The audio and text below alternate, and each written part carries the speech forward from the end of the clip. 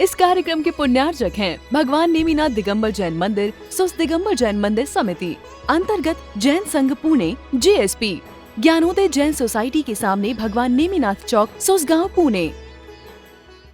और प्रॉब्लम कब कब क्रिएट होने लगता है? नमस्ते गुरुदेव। सबसे ज़्यादा एक्सपेक्टेशन पार्टनर से है। बाकी तो ज़्यादा किसी से होती नहीं है। अच्छा, होती है पार्टनर से होती है। किस किस टाइम पर एक्सपेक्टेशंस होती है? मोस्टली ये तो डेली रूटीन के कुछ काम होते हैं या तो उसमें डे होती टू है। डे लाइफ में, हाँ, भोजन संबंधी। भोजन संबंधी तो नहीं होती, बाकी और अच्छा। जो भी एक्टिविटी होती है उसके लिए रहता अच्छा, है। दूसरी एक्टिविटीज कौन सी? अब जैसे कहीं उनका होता है घूमने जाना है या कहीं कुछ और शॉपिंग नहीं, करनी अभी है। हम आपकी एक्सपेक्टेशन पूछ रहे हैं, उनकी एक्सपेक्टेशन नहीं पूछ रहे अभी। तो पहले स्वयं की अपेक्षाएं क्या क्या हो रही हैं, पहले हम वो समझे, फिर दूसरे की बात बाद में आएगी। अभी आपके मन में कौन कौन सी अपेक्षाएं होती है उनसे? ये हमारी तो ये होती है कि जो भी चीज़ें हैं मतलब काम बिना बोले या तो हो जाए या तो ज़्यादा ना कुछ करें, बोले पूछे हमसे। कोई प्रिसाइज एक्सपेक्टेशन नहीं है। तो आपने सब में एक ही में वर्ड में सब कह दिया, जो भी काम है सब बिना बोले हो जाए।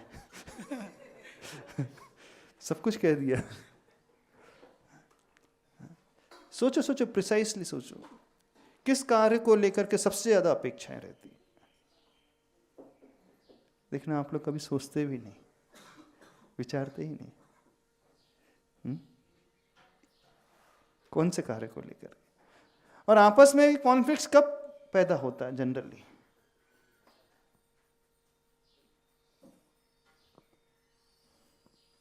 बड़ी अच्छी एक्सरसाइज है, करके देखना, लिख करके देखना। महाराज जी, अगर हम पति पत्नी का अगर बात करते हैं तो ये रिलेशन ही, कोलैबोरेशन ही ऐसा है कि जो भी कार्य तुम करोगे आपको आधा एक्सपेक्टेशन रहेगा। नहीं, एक्सपेक्टेशन तो होता है। अच्छा, जो एक्सपेक्टेशन आप रखते हैं उनके कैलिबर के अकॉर्डिंग ही रखते हैं कि उससे बहुत ज़्यादा रखते हैं कि कम रखते हैं?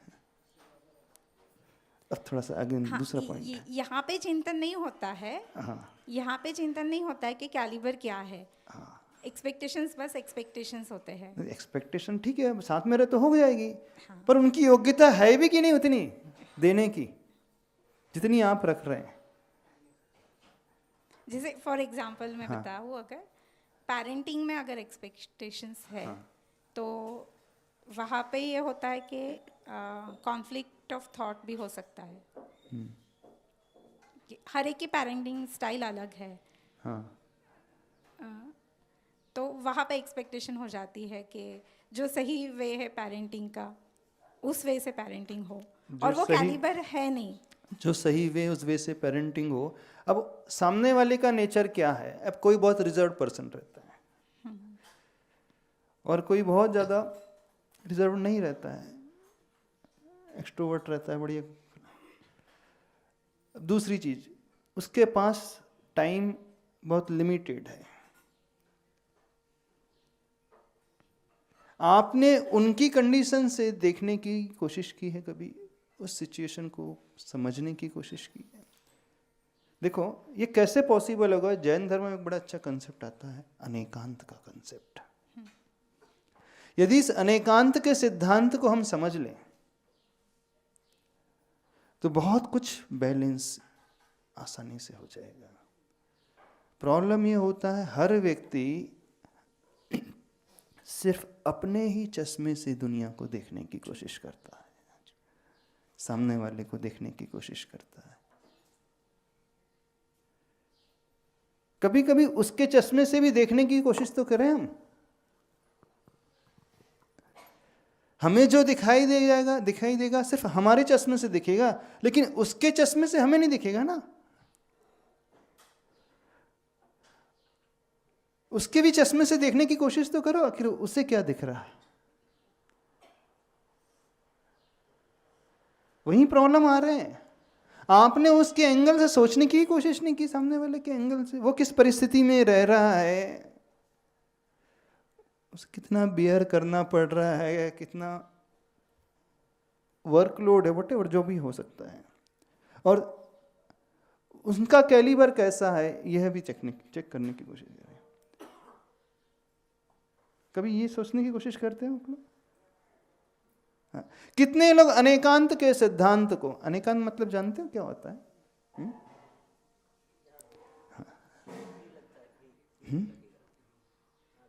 अनेकांत का अर्थ क्या होता है? डिफरेंट पॉइंट ऑफ व्यूज, भिन्न भिन्न दृष्टिकोण।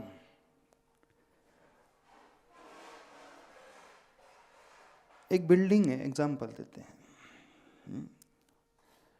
फ्रंट व्यू है, साइड व्यू है, रियर व्यू है, लेफ्ट से साइड व्यू।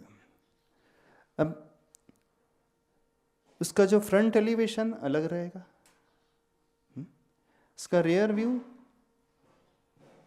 कैसे रहता है बिल्डिंग का? एकदम फ्लैट रहता है। और फ्रंट में बड़ा अच्छा एलिवेशन होता है, साइड में कैसा होता है? अब 4 लोग 4 एंगल से उस बिल्डिंग को देख रहे हैं। एक सामने खड़े होकर के उसके फ्रंट व्यू को देख रहा है, एक बिल्डिंग के पीछे खड़े होकर के उसके रियर व्यू को देख रहा है, और एक राइट साइड में खड़े होकर के देख रहा है, एक लेफ्ट साइड में खड़े होकर के देख रहा है। बिल्डिंग एक ही है ना? जो चारों जन उस बिल्डिंग के बारे में लिखेंगे, उन्हें बस एक ही व्यू नजर आ रहा है, उसके अनुसार वो कह रहे हैं। कंक्लूजन एक जैसा आएगा कि अलग अलग आएगा? जिससे फ्रंट व्यू नजर आ रहा है उसके अनुसार बिल्डिंग बड़ी सुंदर है, और जिससे रियर व्यू नजर आ रहा है बोले एकदम ब्लैक कलर का सब पेंट ही पेंट, कुछ नजर ही नहीं आ रहा, बिल्डिंग में है नहीं, दीवार के अलावा कुछ नजर नहीं है। साइड में से थोड़ा सा एलिवेशन नजर आएगा, लेफ्ट साइड में थोड़ा एलिवेशन नजर आएगा। चारों सही है कि गलत है? लेकिन चारों के आंसर तो मैच ही नहीं हो रहे। चारों के आंसर बिल्कुल भी मैच नहीं हो रहे हैं। यदि चारों सही है तो फिर चारों के आंसर मैच होना चाहिए ना? नहीं, बिल्डिंग एक ही है कि नहीं? बिल्डिंग तो एक ही है, और 4 व्यक्ति उस बिल्डिंग को देख रहे हैं, लेकिन चारों व्यक्ति के आंसर डिफरेंट आ रहे हैं। यदि बिल्डिंग एक ही है तो आंसर भी एक ही आना चाहिए? नहीं आना चाहिए। हाँ? देखने का व्यू जो है अलग अलग है, होने से आंसर भी अलग अलग आ जाएंगे। अच्छा, अब एक सिचुएशन आपके साथ होती है, आप सामने से देख रहे हैं, आपके पार्टनर उस साइड से देख रहा है, आप रियर व्यू देख रहे हैं, वो फ्रंट व्यू देख रहा है। अब आप सोचते हैं कि हमारी और उसकी बिल्कुल ट्यूनिंग बिल्कुल मैच होना चाहिए, थॉट प्रोसेस बिल्कुल मैच होना चाहिए। कैसे पॉसिबल है? कैसे संभव होगा?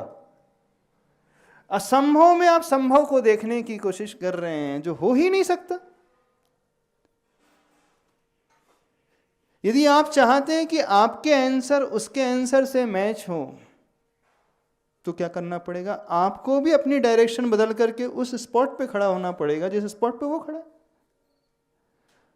उसी एंगल से जब आप उस बिल्डिंग के फ्रंट व्यू को देखोगे, देन दोनों के आंसर टैली हो जाएंगे, दोनों की बिल्कुल ट्यूनिंग एकदम फिट हो जाएगी। अब वो यदि चाह रहा है कि नहीं वो आपके अनुसार देखे, तो उसे अपनी सीट चेंज करके इधर आना पड़ेगा, तो फिर तो उसकी विचारधारा आपकी विचारधारा से मिलेगी। ऐसी है। रियल लाइफ में क्या होता है अब समझो थोड़ा सा। कोई एक सिचुएशन आपके साथ निर्मित हो रही है, कब कब कॉन्फ्लिक्ट पैदा होने लगता है आपस में? आप अपनी बात पर अड़े हैं, सामने वाला अपनी बात पर अड़ा। माई वे इज हाईवे। अच्छा, माई वे इज हाईवे, बस। तो कभी ये भी सोचे हम उसके पोस्चर्स में, उसके एंगल से उस सिचुएशन को देखने की कोशिश करें। बस जैसे ये बदल जाएगा तो सब कुछ बदल जाएगा। उस पोजीशन में खड़े होकर देखने की, एनालाइज करने की कोशिश तो करें। जो व्यक्ति मॉर्निंग 8 से इवनिंग 8 तक काम करके आ रहा है, एग्जाम्पल 12 घंटे बाद आ रहा है, अब वह कुछ एक्सपेक्ट कर रहा है और कुछ मान लीजिए थोड़ा बहुत चिल्ला भी रहा है, आप कहोगे क्या है, घर में आके चिल्लाना शुरू कर देते हो। ठीक है, आप बिल्कुल राइट है अपने पॉइंट ऑफ व्यू से। अब सामने वाला बोल रहा है मैं इतना थका हुआ आ रहा हूँ, ऑफिस का वर्कलोड इतना था, वैसे क्लाइंट मीटिंग में ऐसा हो गया वैसा हो गया। अब उसके एंगल से वो सही है कि नहीं है, सिर्फ इतना जानना चाहता है।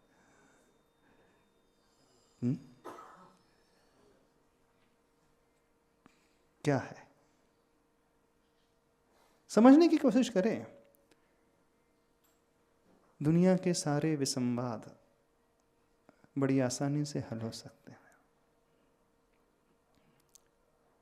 हम नहीं कह रहे एक्सपेक्टेशन ना रखो, एक्सपेक्टेशन रखो, पर कौन से ब्रैकेट में?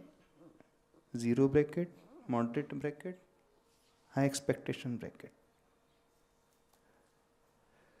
वो हाई भी हो सकती है, मॉडरेट भी हो सकती है, जीरो भी हो सकती है, लेकिन वह डिपेंड करेगी उस व्यक्ति के कैलिबर पर। यदि वो कैपेबल है तो हाई एक्सपेक्टेशन भी रख लो, कोई प्रॉब्लम नहीं है। और वो बिल्कुल भी कैपेबल नहीं है तो आप मॉडरेट भी रखोगे तो भी आपको प्रॉब्लम हो जाएगा। उस समय आपको जीरो एक्सपेक्टेशन ही रखना पड़ेगा सामने वाले से, क्योंकि है ही नहीं, वो योग्यता ही नहीं रखता। वो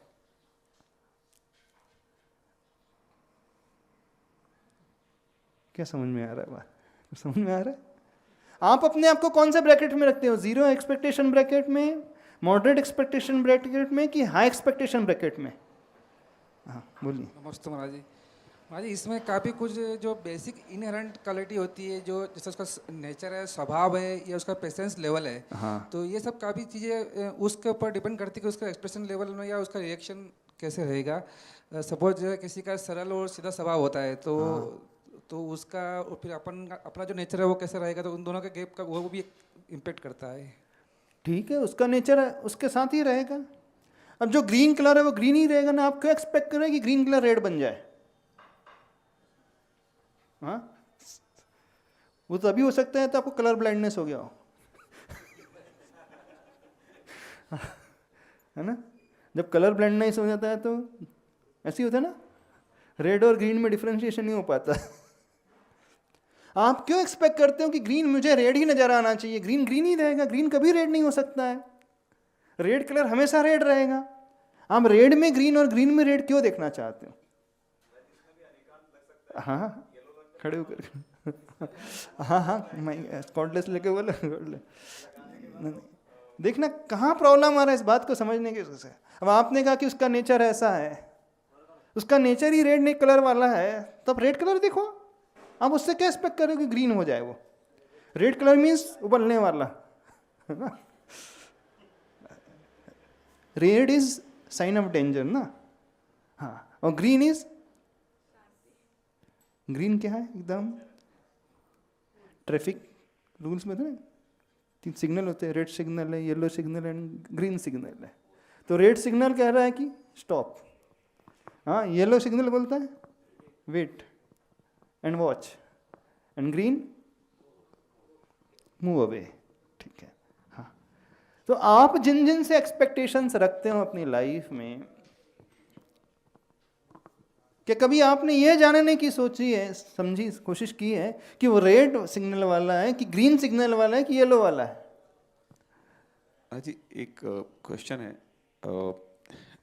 अपने कैपेबिलिटीज़ की बात करी कि कैपेबिलिटीज़ होगी उसके हिसाब से एक्सपेक्टेशंस रखो। हाँ, तो कैपेबिलिटी को कैसे पहचानें? बिकॉज हमारे पास क्या प्रॉब्लम होती है कि हमें लगता है कि कैपेबल हैं, हाँ। और हम एक्सपेक्टेशंस रखते हैं, और वहाँ पर ही प्रॉब्लम हो जाती है कि नहीं, हम कैपेबल नहीं हैं।